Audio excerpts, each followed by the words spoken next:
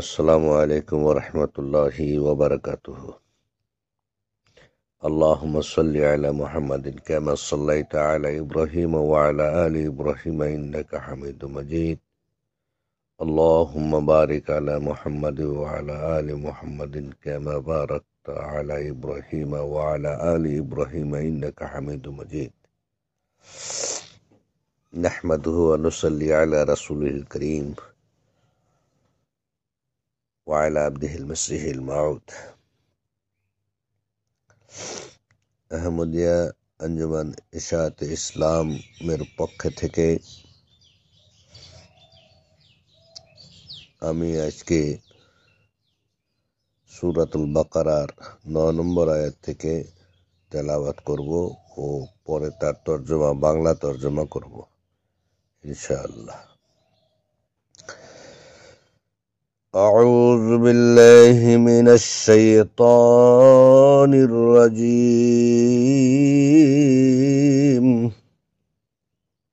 بسم الله الرحمن الرحيم.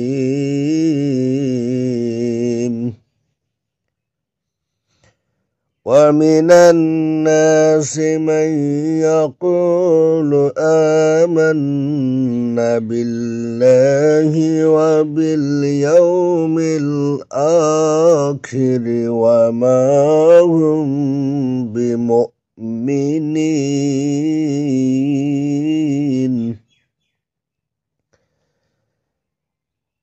يخادعون الله والذين آمنوا وما يخدعون إلا أنفسهم وما يشعرون.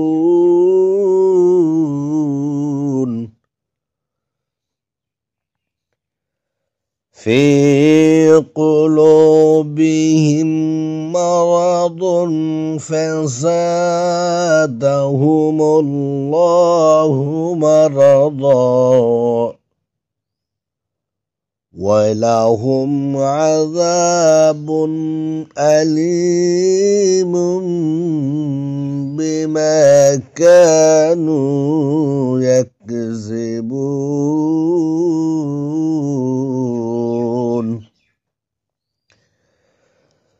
وإذا قيل لهم لا تفسدوا في الأرض قالوا إنما نحن مصلحون.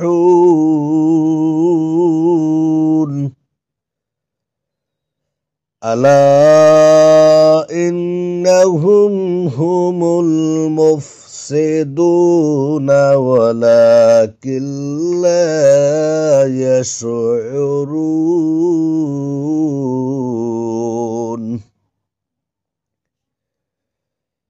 وإذا قيل لهم آمنوا كما آمن الناس قالوا أنؤمن كما آمن السفهاء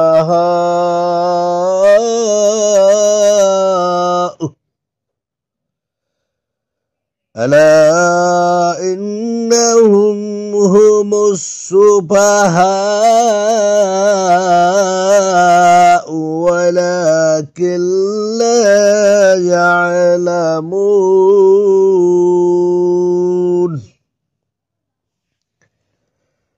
وإذا لقوا الذين آمنوا قالوا آمنا وإذا خلوا إلى شياطينهم قالوا إنا معكم إنما نحن مستهزئون.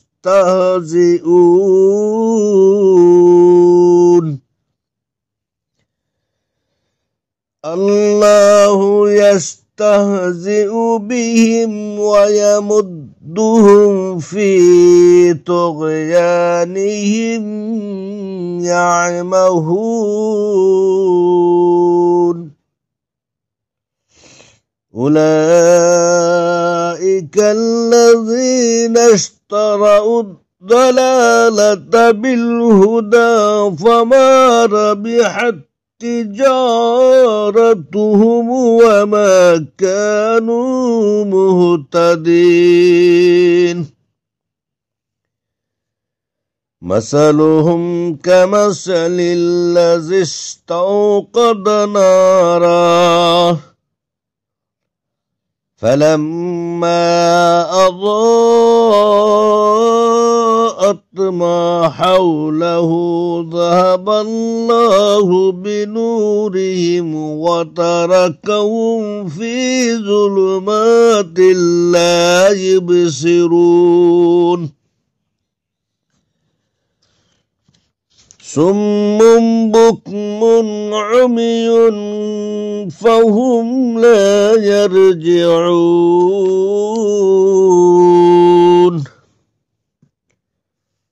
أو كسيب من السماء فيه ظلمات ورعد وبرق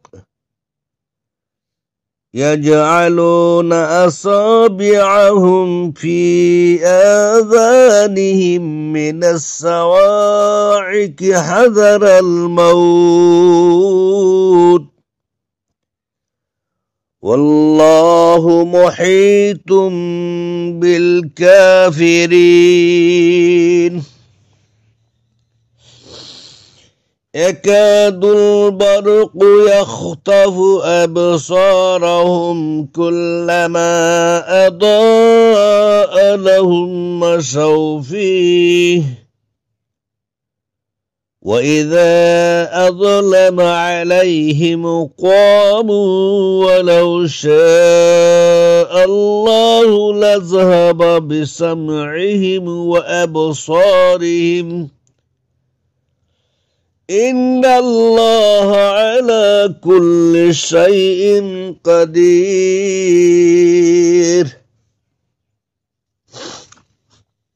এখন তার বাংলা তরজমাগুলো শুনুন। এবং মানুষের মধ্যে কতক এমনও আছে যাহারা বলে আমরা আল্লাহ এবং পরকালের উপর ঈমান রাখি, অথচ তাহারা আদৌ মুমিন নহে। তাহারা আল্লাহকে এবং যাহারা ঈমান আনিয়াছে তাহাদিগকে ধোঁকা দিতে চাহে, কিন্তু তাহারা নিজেদেরকেই ছাড়া অন্য কাহাকেও ধোঁকা দেয় না। বস্তুত তাহারা ইহা বুঝে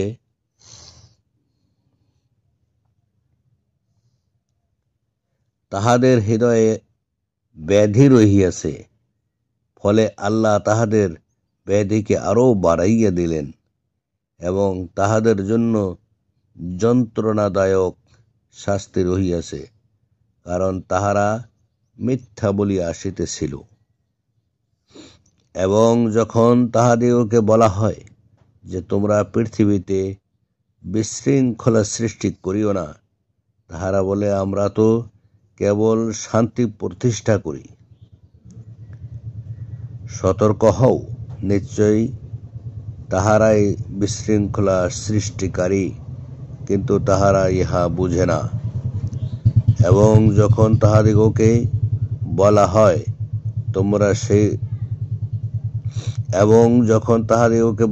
তোমরা সেই রূপে ঈমান আনো যেই রূপে অন্য লোকেরা ঈমান আনিয়াছে, তাহারা বলে আমরা কি সেই রূপে ঈমান আনিব যে রূপে নির্বোধ লোকেরা ঈমান আনিয়াছে? স্মরণ রাখিও, নিশ্চয় তাহারাই নির্বোধ, কিন্তু তাহারা জানে না। এবং যখন তাহারা ওই সকল লোকের সহিত মিলিত হয় যাহারা ঈমান আনিয়াছে, তাহারা বলে আমরা ঈমান আনিয়াছি, কিন্তু যখন তাহারা নিজেদের দল নেতাদের সহিত নিভৃতে মিলিত হয়, তাহারা বলে, আমরা নিশ্চয় তোমাদের সঙ্গে আছি, আমরা শুধু উপহাসকারী। আল্লাহ তাহাদিগকে তাহাদের উপহাসের শাস্তি দিবেন এবং তাহাদিগকে তাহাদের ঔদ্ধত্যর মধ্যে দিশাহারা হইয়া ঘুরিবার জন্য ছাড়িয়া দিবেন।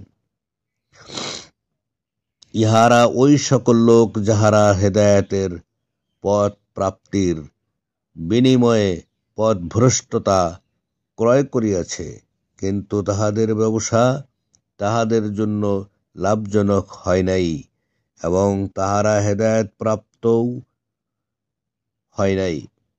তাহাদের অবস্থা সেই ব্যক্তির অবস্থার অনুরূপ, যে আগুন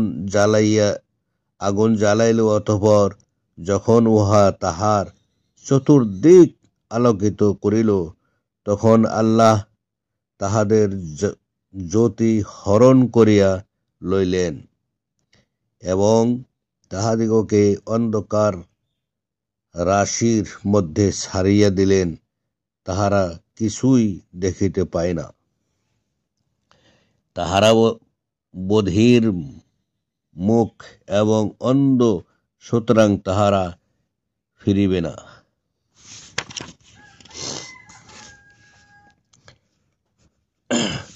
অথবা মেঘ হইতে বর্ষণরত সেই বৃষ্টির ধারার নাম নেয়, যাহার মধ্যে অন্ধকার রাশি, বজ্রধ্বনি এবং বিদ্যুৎ চমক রহিয়াছে। তাহারা বজ্রধ্বনি হেতু মৃত্যুর ভয়ে নিজেদের কর্ণে আঙ্গুলি রাখে, অথচ আল্লাহ সকল কাফেরকে পরিবেষ্টন করিয়াছেন। বিদ্যুৎ চমক তাহাদের দৃষ্টিশক্তিকে কাড়িয়া লইয়া যাওয়ার উপক্রম হয়। যখনই উহা তাহাদের উপর চমকায়, তখন তাহারা উহার আলোকে চলিতে থাকে, এবং যখন অন্ধকার তাহাদিগকে আচ্ছন্ন করিয়া ফেলে, তখন তাহারা দাঁড়াইয়া পড়ে। এবং যদি আল্লাহ চাহিতেন, তাহা হইলে তিনি তাহাদের শ্রবণ শক্তি এবং দৃষ্টিশক্তিকে বিনষ্ট করিয়া দিতেন। নিশ্চয় আল্লাহ প্রত্যেক বিষয়ে যাহা তিনি চাহেন সর্বশক্তিমান। আসসালামু আলাইকুম ওয়া রাহমাতুল্লাহ।